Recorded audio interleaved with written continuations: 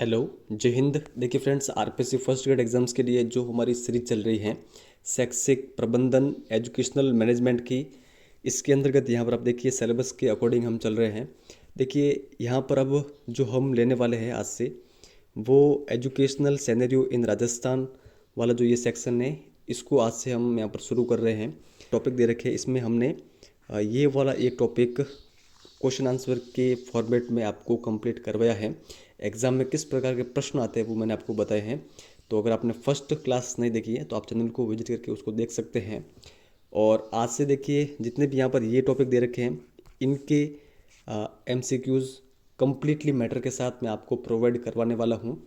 और SCERT का मैंने जो अक्टूबर के अंतर्गत फर्स्ट ग्रेड का एग्ज़ाम हुआ था उससे पहले भी एक टेस्ट अपलोड किया था, आप देख पाएंगे यहाँ पर स्क्रीन पर। तो जो नीचे वाला है ये वाला टेस्ट, ये SCERT से ही संबंधित हैं। तो ये मैंने अपलोड किया था लगभग 7 महीने पहले और इसको 12,000 विद्यार्थियों ने देखा। और इसमें से देखिए 2 प्रश्न as it is first grade के एग्ज़ाम के अंतर्गत मिले। एक क्वेश्चन तो ये और दूसरा क्वेश्चन यहाँ पर ये RACET की फुल फॉर्म पूछी गई थी और एक पूछा गया था कि इसकी स्थापना कब हुई, तो ये पूछा गया था। तो आप स्क्रीन के ऊपर देख सकते हैं ये दोनों प्रश्न। यहाँ पर देखिए ये क्वेश्चन और ये वाला, तो इन दोनों क्वेश्चनों को देख लेते हैं। राजस्थान राज्य शैक्षिक अनुसंधान एवं प्रशिक्षण संस्थान, जो अब RSCERT के नाम से भी जाना जाता है, की स्थापना किस वर्ष और किस दिन और वर्ष में हुई थी? तो देखिए इसकी स्थापना हुई थी, यहाँ पर इसका सही आंसर है सेकंड नंबर ऑप्शन 11 नवंबर 1978 को। सेकंड नंबर ऑप्शन यहाँ पर हमारा सही आंसर है। और ये प्रश्न मैंने आपको यहाँ पर जो मैंने टेस्ट लिया था उसके अंतर्गत भी ये मैंने शामिल किया था। इसके अलावा जो सेकंड प्रश्न है वो है RSCERT की जो फुल फॉर्म है विस्तारित रूप वो क्या है? तो देखिए इसका विस्तारित रूप है Rajasthan state council of educational research and जो ट्रेनिंग है। ये ऑप्शन नंबर फर्स्ट हमारा सही आंसर होगा। ये भी यहाँ पर आप देख पाएंगे Rajasthan state council of educational research and training. तो देखिए मैंने जो भी मैटर आपको दिया है निस्संदेह वहाँ से एज इट इज क्वेश्चन एग्जामों के अंतर्गत बने हैं और मैंने केवल टेस्ट के रूप में वो आपको वीडियो दिया था। आज हम इस वीडियो में कंप्लीट इसका जो मैटर है वो देखेंगे। इसके अलावा एक प्रश्न और पूछा गया था वो भी देखते हैं। इसी भर्ती के अंतर्गत जो अक्टूबर के अंतर्गत एग्जाम हुआ था फर्स्ट ग्रेड का, क्वेश्चन क्या है? RACERT का कौन सा जो अनुभाग है डाइट फैकल्टी के लिए सेवारत प्रशिक्षण कार्यक्रम का आयोजन करता है? तो ये भी हम इस वीडियो के अंतर्गत डिटेल में पढ़ेंगे। इसका सही आंसर क्या है? सेवारत प्रशिक्षण कार्यक्रम का आयोजन RACERT के किस अनुभाग के द्वारा किया जाता है? तो ये किया जाता है शिक्षक शिक्षा अनुभाग के द्वारा। तो ये आप ध्यान रखिएगा, थर्ड नंबर ऑप्शन यहाँ पर सही आंसर है। चलिए शुरुआत करते हैं यहाँ पर क्वेश्चन नंबर फर्स्ट से। RACERT का पूरा नाम क्या है? तो जस्ट आगे हमने देखा है RACERT की full form Rajasthan state council of educational research and training. यहाँ पर देखिए रीटीच है, इस कारण ये गलत है। नीचे दोनों ऑप्शन के अंतर्गत इकोनॉमिक है, इस कारण ये गलत है। यहाँ पर वापस रीटीच है, इस कारण भी ये गलत है। एजुकेशनल रिसर्च एंड ट्रेनिंग, यहाँ पर इसका सही आंसर है सेकेंड नंबर ऑप्शन। राजस्थान शैक्षिक अनुसंधान एवं प्रशिक्षण संस्थान की स्थापना कब की गई? तो देखिए इसकी स्थापना की गई 11 नवंबर 1978 को। थर्ड नंबर ऑप्शन हमारा सही आंसर होगा। तो इसका देखिए जो लोगो है RACERT का, ये आप जरूर ध्यान रखिएगा। यहाँ पर बीच के अंतर्गत बतख बनी हुई है और संस्कृत के अंतर्गत इसका जो यहाँ पर ये ध्येय वाक्य है वो भी दे रखा है। तो इनके बारे में आप ध्यान रखिएगा। आगे देखते हैं, किस समिति की अनुशंसा के आधार पर SCERT जो है उदयपुर की स्थापना की गई? तो देखिए जो RACERT जो कि उदयपुर के अंतर्गत है, इसकी स्थापना की गई थी मेहरोत्रा समिति की अनुशंसा के आधार पर। तो यहाँ पर हमारा सही आंसर होगा ऑप्शन नंबर सेकेंड।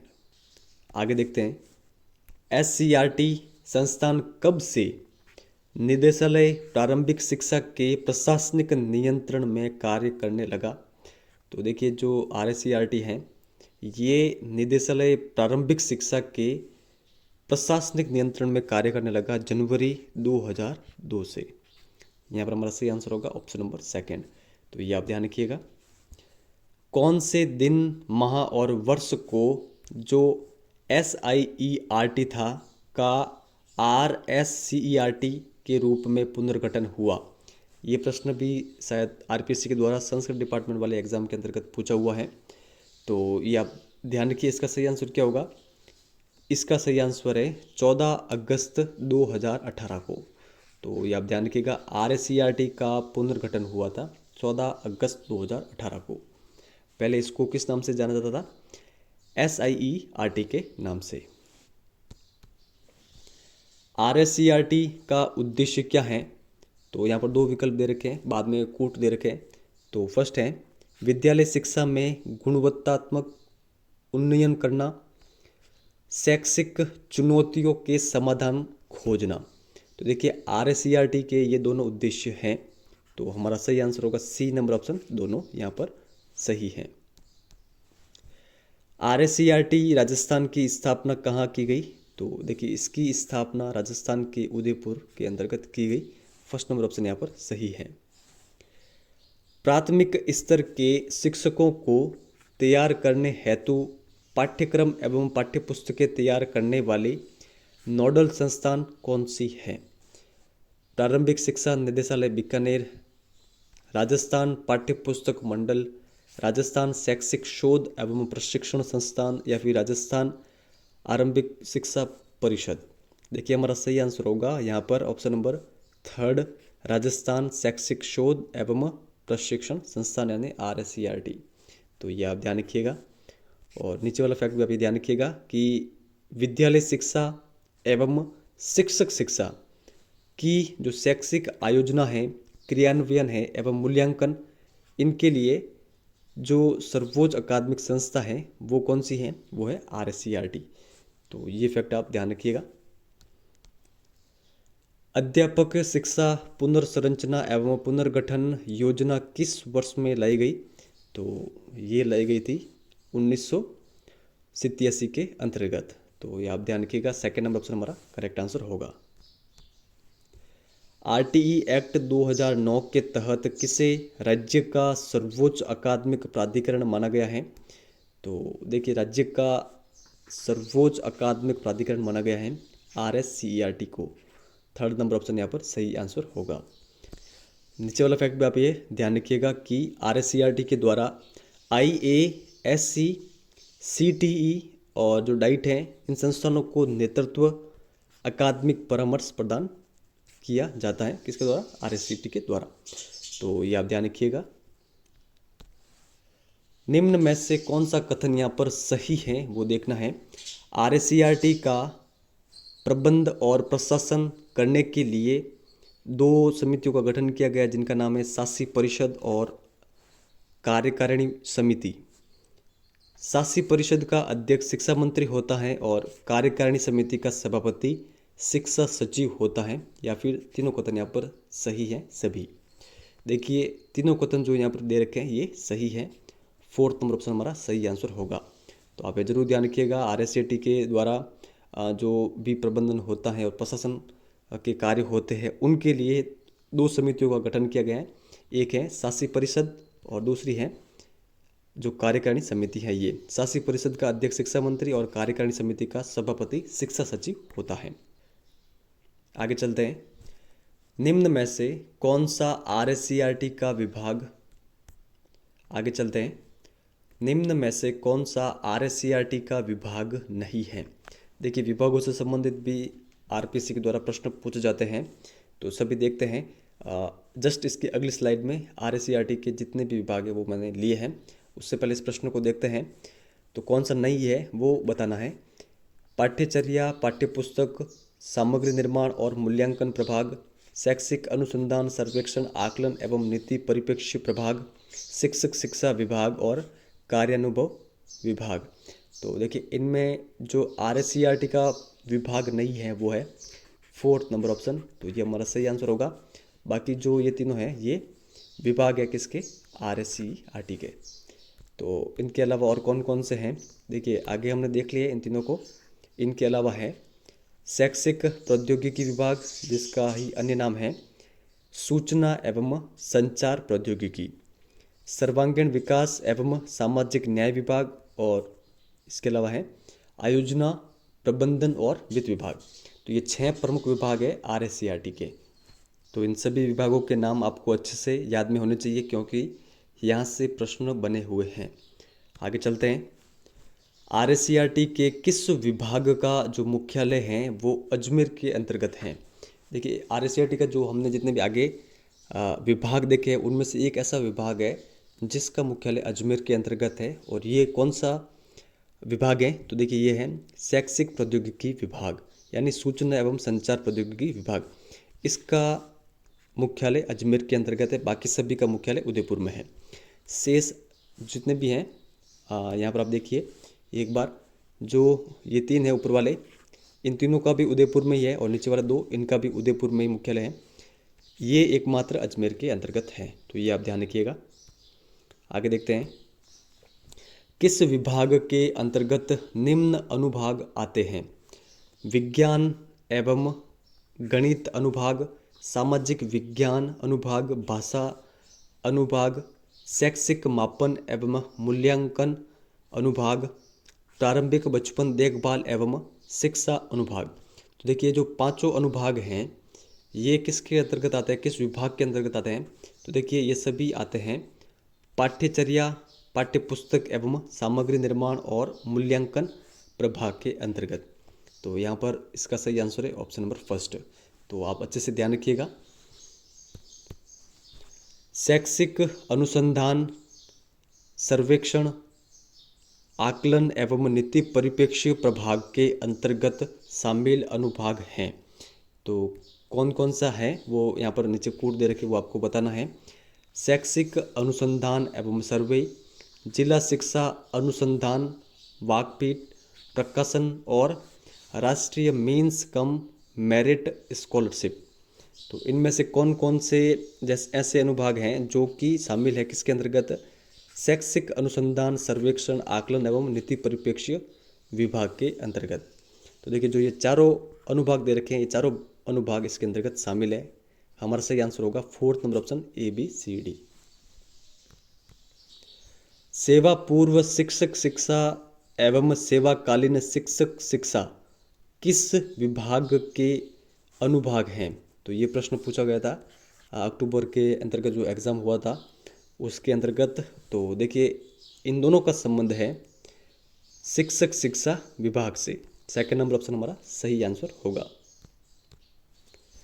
शैक्षिक प्रौद्योगिकी जो विभाग है इसके कार्य हैं, तो कौन कौन सा कार्य है वो बताना है।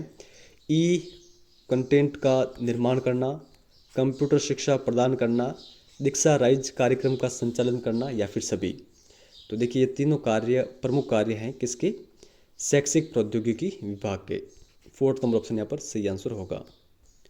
कक्षा 6 से 8 तक के बच्चों को आत्मसम्मान कौशल शिक्षा प्रोजेक्ट के लिए RSCRT द्वारा कितने कॉमिक्स बुक्स का निर्माण किया गया। देखिए ये भी इम्पोर्टेंट प्रश्न है। तो यहाँ पर हमारा सही आंसर होगा कुल 6 कॉमिक्स बुकों का निर्माण किया गया RSCRT के द्वारा। किस प्रोजेक्ट के लिए, तो आत्मरक्षा कौशल शिक्षा प्रोजेक्ट के लिए। कोरोना काल में लर्निंग लॉस की रिकवरी हेतु किसके द्वारा ब्रिज कोर्स वर्क बुक तैयार की गई। तो ब्रिज कोर्स वर्क बुक ये तैयार की गई थी RSCRT के द्वारा। 3rd नंबर ऑप्शन यहाँ पर सही आंसर होगा। तो ये आप ध्यान रखिएगा। नीचे वाला फैक्ट भी आप ध्यान रखिएगा कि पूर्व प्राथमिक शिक्षा से लगाकर कक्षा 12वीं तक के पाठ्यक्रम का जो निर्धारण है वो कौन करता है, तो वो भी RSCRT ही करता है। ये भी एक काफ़ी इम्पोर्टेंट फैक्ट है, तो आप ध्यान रखिएगा। पाठ्यक्रम यानी सिलेबस, तो ये भी थोड़ा सा आप ध्यान रखिएगा इस शब्द को। आगे यहाँ पर राष्ट्रीय शिक्षा नीति 2020 के अनुसार राज्य में शिक्षा से संबंधित मानकों तथा पाठ्यक्रम सहित एकेडमिक मामलों का नेतृत्व करने किसके द्वारा किया जाएगा। तो देखिए ये नेतृत्व किया जाएगा RSCRT के द्वारा। तो आप समझ सकते हैं कि RSCRT कितनी महत्वपूर्ण संस्था है, और यहाँ से RPSC भी प्रश्न 100% पूछती है, तो इसके बारे में आपको अच्छे से पता होना चाहिए। और ये हमारा अंतिम प्रश्न है जो कि मैंने टेस्ट के अंतर्गत शामिल किया था, जो अक्टूबर से पहले मैंने लिया था, इसी चैनल पर आप देख सकते हैं, लगभग 7 महीने पहले। तो इम्पोर्टेंट है। प्रश्न क्या है, निम्न में से कौन सी संस्था स्वायत्त शासित संस्था नहीं है? तो कौन सी संस्था स्वायत्त शासित संस्था नहीं है वो बताना है। देखिए, RSCRT, बिसेर और RSOS, ये तीनों तो स्वायत्त शासित संस्था हैं। जो डाइट है, डाइट एक राज्य की संस्था है, ना कि स्वायत्त शासित संस्था। तो ये आप जरूर ध्यान रखिएगा। इन चारों की फुल फॉर्म आप जरूर ध्यान रखिएगा, क्योंकि RPSC के द्वारा इस बार RSCRT की फुल फॉर्म पूछी गई थी। और इसके अलावा भी शायद जो दीक्षा राइज है, उसमें राइज की भी फुल फॉर्म पूछी गई थी। तो वो हम आगे देखेंगे जब वो टॉपिक आएगा। तो इन चारों के फुल फॉर्म एक बार यहाँ पर देख लेते हैं। Rajasthan state council of education research and training, DIET की फुल फॉर्म है district institute of education and training. BSER की फुल फॉर्म है board of secondary education Rajasthan. और RSOS की फुल फॉर्म है राजस्थान स्टेट ओपन स्कूल। तो ये जो भी 4 इम्पोर्टेंट फुल फॉर्म्स हैं, इनको आप ज़रूर ध्यान रखिएगा। और आपको केवल 1-2 बार इनका रिवीजन करना है, बाद में मंथ में 1 बार रिवीजन करना है। ये सभी चीज़ें आपको याद हो जाएगी। और जितनी अधिक बार आपका रिवीजन होगा, उतनी ही ये चीज़ें आपको आसानी से याद होगी, और आपका जब भी पेपर होगा वो काफ़ी शानदार जाएगा। और आज का देखिए हमारा जो कमेंट वर्क है, मुझे पूर्ण आशा है कि आपने लास्ट क्लास ली होगी। अगर नहीं ली है तो पहले आप लास्ट क्लास को ज़रूर लें और सीरीज को आप शुरू से फॉलो करें। अब देखिए, अगर आपने लास्ट क्लास देखी है तो आप इस क्वेश्चन का आंसर आसानी से कर पाएंगे। POCCC जो सिद्धांत ये किसके द्वारा दिया गया था? चारों ऑप्शन आपके सामने दे रखे हैं। और जो भी स्टूडेंट जिनको ये याद हैं, इसकी फुल फॉर्म ये भी मैंने आपको लास्ट वीडियो के अंतर्गत बताई थी, POCCC। तो इसकी फुल फॉर्म मैंने आपको लास्ट वीडियो के अंतर्गत बताई थी। अब आपको इसी वीडियो के कमेंट सेक्शन में अगर आपको इन सभी की फुल फॉर्म आती है तो आप बता सकते हैं। अदरवाइज़ आपको P की फुल फॉर्म तो ज़रूर ही बतानी है कि P की फुल फॉर्म क्या है। तो आई होप आपको ये पूरा वीडियो पसंद आया होगा। अगर पसंद आया तो लाइक शेयर जरूर करिएगा, चैनल पर नए हो तो सब्सक्राइब जरूर करिएगा। और इस वीडियो की PDF आपको हमारे टेलीग्राम चैनल पर मिल जाएगी। हमारे टेलीग्राम चैनल का नाम क्या है? GK ट्रिक एजुकेशन, जो कि हमारे यूट्यूब चैनल का नाम है, यही टेलीग्राम चैनल का नाम है। तो वहाँ पर आप ज्वाइन हो जाइएगा। चलिए, इस वीडियो में इतना ही है। धन्यवाद।